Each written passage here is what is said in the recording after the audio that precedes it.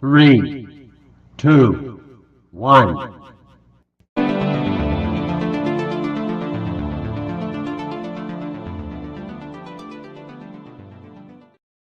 Hello and happy Sunday morning. Hope you are having a lot of fun out there.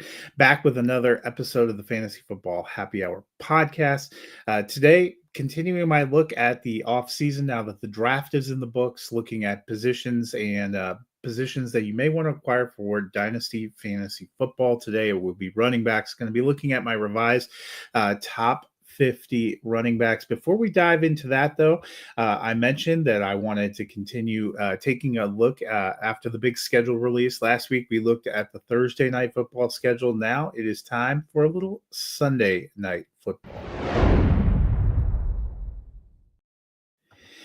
The Sunday night football schedule, pretty good. NFL kickoff on September 4th. We have the Cowboys and the Eagles. Eagles, the reigning Super Bowl champions. Obviously, the Sunday night matchup that week one, a great game rematch of a playoff game from last year. The Baltimore Ravens and Lamar Jackson going to battle the Buffalo Bills.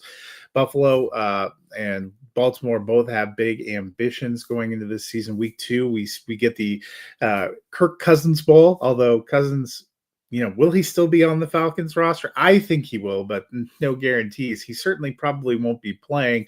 This will really be Michael Penix versus J.J. McCarthy, which will be a fun kind of look.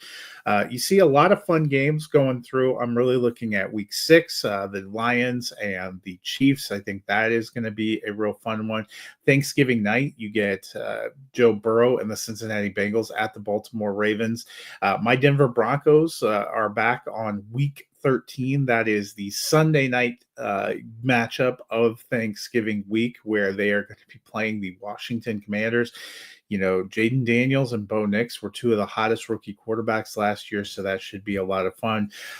Peacock getting an exclusive game on the last Saturday of the regular season, which ought to be fun.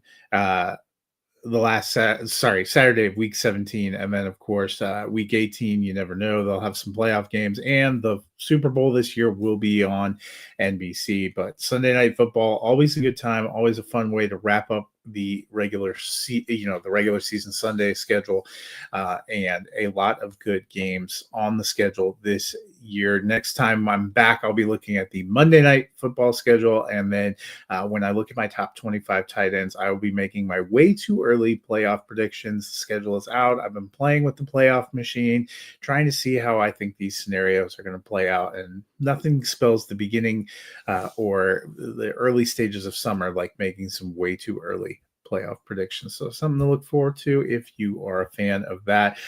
I'm going to look at running backs today. It'll be out next week, and then the following week we'll be looking at wide receivers. So something to get excited about there. But today, running backs. And I don't think it's a surprise. Two draft mates really are at the top of the running back list, and that is Bijan Robinson, Jahmyr Gibbs. Both of them went for more than 1,400 yards last year. Just some really great performers, some really great athletes. My top tier kind of running backs, my running back one arena starts with Bijan at number 1, Jahmyr Gibbs at number 2. Saquon Barkley, fresh off a 2,000-yard rushing season. It's a little bit older. I have him at number 3. I mean, you can't go wrong with any of those three. The biggest swing probably is Ashton Jeanty. I have him currently sitting at 4. He is a rookie coming in. I love the situation there in Las Vegas with a run-heavy offensive scheme for Pete Carroll. I think he's got the talent. Number 5, Jonathan Taylor, a mainstay for the Colts. 6, Josh Jacobs, who had more than 1,300 yards in his debut season with the Green Bay Packers. Then Devon Achane, I have him at number 7. I think he's been doing some great things for Miami. Really showed that he could be a powerhouse receiver. Number 8, James Cook for the Bills. A murky contract situation, but he has been a weapon out of that backfield. Be curious to see if they can keep it together. I went young at number 9, Omarion Hampton, the new rookie going to Jim Harbaugh in a run-heavy potential offense for the Los Angeles Chargers. I think he has great potential. This first year, maybe more of a split with Najee Harris, who they pulled in free agency, but I think Hampton has a bright future. Number 10, Breece Hall. The talent's there, makes me a little bit nervous. He is with the Jets going into a contract year. The Jets mixed in a lot of backs last year. They've given some weird mixed indications. Curious to see how this season plays out. Number 11, Christian McCaffrey, great talent, hopefully back healthy this year for the 49ers. And number 12, Derrick Henry. He could end up being, one of the best rushers in the league this year. He's getting older. He's in a great situation, but that's why he's at the back end of the RB1 rankings for me due to age. Because you're talking about dynasty, you want to be talking about length. Still could be solid in a 2 to 3 year window, but maybe doesn't have the long-term upside of some of the backs in front of him. Moving just a little bit lower, I have some guys, two guys who had really fantastic 2024 seasons that I want to see do it again. I know some people are higher on Chase Brown and Bucky Irving than I am. I have them at 13 and 14 respectively. I love the potential, but I want to see if they can keep it up, if those roles stay the same. We've seen before some guys hit huge in a year and then kind of never get back to that place. I think the potential is there, but I want to see it. 15, Joe Mixon, a veteran who's been pretty rock steady, a good situation. Houston, number 16 for me, Kyron Williams, a guy who has produced more than 2,400 yards and 26 touchdowns the last 2 seasons with the Rams. He is also going into a contract year. They have some interesting prospects behind him. What is the long-term future? He's a great fit with the Rams, could be a good fit in other places too. I still like the potential enough to have him strong RB2 rankings, but future a little bit makes me nervous. A couple more rookies coming in at 17, 18. Travion Henderson, who went to the New England Patriots. I like that as landing spot. Number 18, I have Quinshon Judkins, who went to the Cleveland Browns. That is a team that wants to run the ball. They have kind of a crowded, unknown backfield there, but I like the potential. Number 19 for me, Ken Walker, the third in Seattle. He is another guy going into a contract year. I think he's going to be pushed a little bit by a back that's behind him that I have just a few spots later. Could it be his last year in Seattle? Seattle has been started the process of remaking that offense. They moved on from Tyler Lockett. They moved on from DK Metcalf. They moved on from Geno Smith. Walker, Noah Fant, 2 guys going into contract years. Don't know for sure that they will be back. Number 20, Chuba Hubbard, really has established himself in Carolina, got a great contract extension. They have some good backs behind him. Jonathan Brooks, a complete unknown. He has actually fallen out of the top 50 for me, tore his ACL for a second time. We don't know what, if any, impact he's going to have as a professional, but kind of hanging out there. Number 21, Caleb Johnson, another rookie, had a fantastic 2024 at Iowa, comes into a great situation with the Steelers, likely to be their workhorse and lead back. Number 22, David Montgomery, the second half of the best running back tandem in the league to me. He is with Jahmyr Gibbs in Detroit. I think he is a very talented running back. Could be a great RB1 on most teams, but is a great partner for Gibbs in that Detroit backfield. Then number 23, I mentioned a back pushing Ken Walker, and for me, that's Zach Charbonnet. I've moved him up a lot. I liked what I saw from him last year when he was given a chance in that lead role. He put up very comparable numbers, both in terms of yardage, touchdowns, yards per carry, and receptions when he had control of the backfield when Walker missed time. I think it could be an ascension for Charbonnet, who's entering year 3 and is under contract in 2026, whereas Walker is not. Number 24, Alvin Kamara, still a great weapon in the backfield, getting a little bit older. Poor team around him. Will he get traded? That could make it interesting. Number 25 for me, I don't know what to make of RJ Harvey. I was not expecting him to go where he went for the Denver Broncos, but it is a great situation. There is plenty of upside. You generally like a running back in that offense with Sean Payton. So he is the last of 6 rookie running backs that I have now seeded in the top 25 in Dynasty rankings. They could all even move a little bit higher by the time we go into next year. Hard to say, but I felt good putting him there. When you get into the second half of the top 50, you get a mixture of veterans, younger guys on contract years, maybe guys who have uncertain futures, some good handcuffs, players that should be rostered that will probably play for you at some point in time during the season, but may not be locks for elite production. Number 26 for me is DeAndre Swift. He is in a great position. We're now reunited with Ben Johnson in Chicago. He's clearly their lead back. How long-term do they see it? What kind of a role is he going to have? I like him, not as much as some of the guys I have above him. Number 27, Tony Pollard.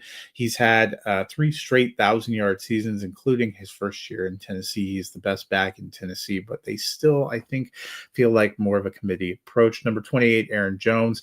Age drops him down a little bit. Had a great first year in Minnesota, goes back there on a 2-year deal, but they definitely improve the backfield behind him, probably a nod toward making sure that they are covered if he can't carry a full 17-game load. Number 29, Cam Skattebo.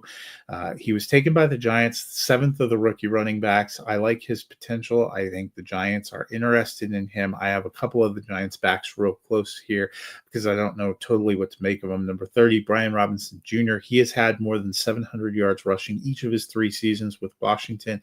I think he will have more than 700 yards rushing again this year, leading that backfield, but he's going into a contract year. He has yet to hit 800 yards rushing. He's kind of what he is at this point in time. And will he be applying his skills for the Commanders next year? Will he be on another team? Is he ever really going to be more than that kind of RB3 level production? I am not sold, so I have him here. Tyrone Tracy Jr. is number 31 for me. Some people would say this is too low. He did have some great moments for the Giants last year, but they do have a group that I think is going to be working out of that backfield. Was a later round pick. Could still end up leading that backfield, had 859 yards rushing last year. Is that kind of a best case scenario cap for him? I feel like it might be, so I have him more in this RB3 range. Number 32, Rachaad White, a veteran who has produced pretty well the last few years for Tampa Bay, but I think he's been surpassed by Bucky Irving, another guy going into a contract year. Same for Travis Etienne. He had a great 2023 that got him his 5th-year option. He is going on that 5th-year option this year. Didn't have as great a year, split a lot of time. There are a lot of options now in the Jacksonville backfield. Hard to say what his future is. Number 34, Tyler Algier, another guy going into a contract year, but he's up here because I almost feel the reverse. He has been a great handcuff and backup to Bijan Robinson, but his first year before Robinson was there, he was a 1,000-yard rusher. He is a guy I think has some potential to maybe after this year move to a different situation where he could be more of a featured back, and that might be a good thing. Number 35, Tank Bigsby. The other half of that kind of 1-2 duo from the Jaguars last year actually was their leading rusher, had a great second year after kind of a lost rookie season. Where does he end up shaking out? He's part of the answer there in Jacksonville, but how big of a part, that remains to be seen. Number 36, Ramondre Stevenson. He's a guy that has trucked along for the New England Patriots for a lot of years. I like Travion Henderson to usurp him. Maybe not this year. He could have a better 2025 than Travion Henderson, but I think long-term Henderson is the better bet in that backfield. Number 37, Braylon Allen. The number 2 guy for the Jets, had a pretty decent role as a rookie last year behind Breece Hall. Breece Hall, another of those guys I mentioned going into a contract year. What is the long-term hold for the Jets? Braylon Allen, a chance to maybe take a step up this year. Number 38 for me is James Conner, a veteran. I expect him to lead the Arizona backfield. He has had issues with injuries kind of throughout his career, definitely getting older. They have some other pieces that could push, but I think, if he was 5 years younger, I'd probably have him more in the top 25-ish range. I wouldn't be surprised if that's where he finishes in terms of his production in 2025. But that time span getting shorter, this could be kind of the last year where he is a dominant lead back in a backfield. Number 39, Blake Corum.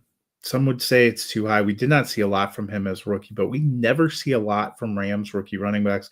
He was a 3rd-round selection. Kyron Williams going into a contract year.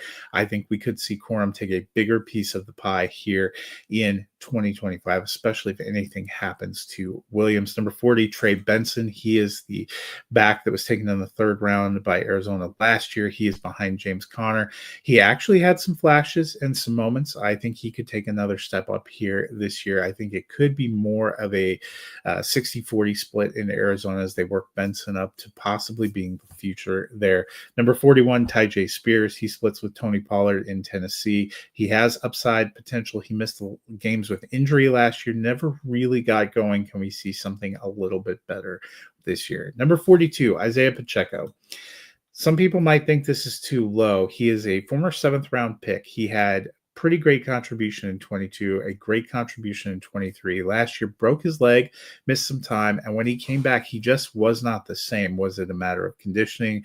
Was it something else? Even throughout the playoffs and into the Super Bowl, the Chiefs seemed to prefer Kareem Hunt. They brought Hunt back again this year. They signed Elijah Mitchell. It is a contract year for Isaiah Pacheco. I just don't know exactly what the future holds. He's always been more of a first and second down pounder than a full 3-down back. What long-term prospects does that provide? The Chiefs are a backfield that I have just no idea what they're doing, and that leaves me a lot in flux. Number 43, Ray Davis. I think he's been a great number 2 in Buffalo. Does he have the potential to be that number 1 guy? He could. Let's see how he continues to contribute this year. Number 44, Jaleel McLaughlin for Denver, has had some great moments. You can see as we go through the back end of this top 50, I'm not totally sure how that Denver backfield is going to shake out.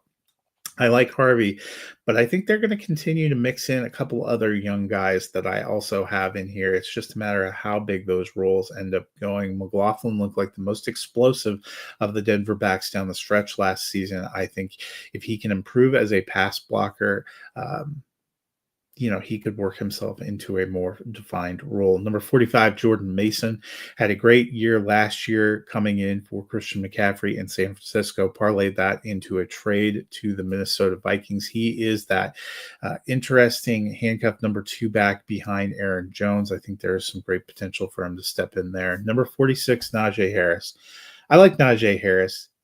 In his 4 years in Pittsburgh, all he did was rush for at least 1,000 yards in every season. The problem is now he's on a 1-year contract, and they went out and snagged Omarion Hampton. They've already said Hampton and Harris are co-starters. I don't think that means great things for Najee Harris' future in Los Angeles with the Chargers. And then he could be entering that phase where he's bouncing around getting 1 to 2 year deals in a lot of different places, and that can make it rough for fantasy and for dynasty. It's not that he doesn't have value. It's not that he shouldn't be on your team. It's not that he won't probably be in your lineup some of the weeks. It's just I don't feel as good about his situation and his prospects as I did a couple of years ago.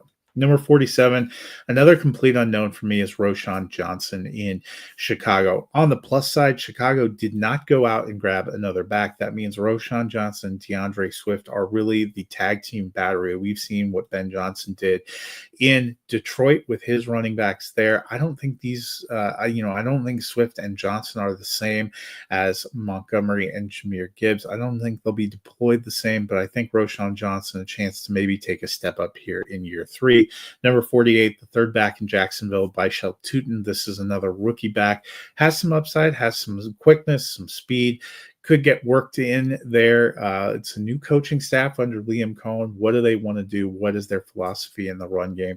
I think there is some potential there, especially with ETN in a contract year. Number 49 for me, another guy on a 1-year contract, and that is Javonte Williams. He is ostensibly the lead back for the Dallas Cowboys this year.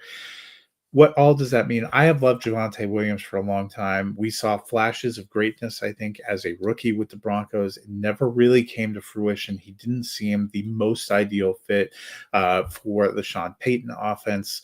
A very good pass blocker, can be a 3-down back. We saw last year in a Cowboys backfield that was in search and in need of production, Rico Dowdle managed to eke out a 1,000-yard season. We have seen Javonte Williams get 900 yards in a season before. Can he be in that 850 to 1,000-yard range? That could make him a very valuable fantasy prospect this year. But the 1-year contract means you don't have a lot of long-term security, and it's fair to wonder what is going to come after that. And then number 50, my last one in this group, is Audric Estime.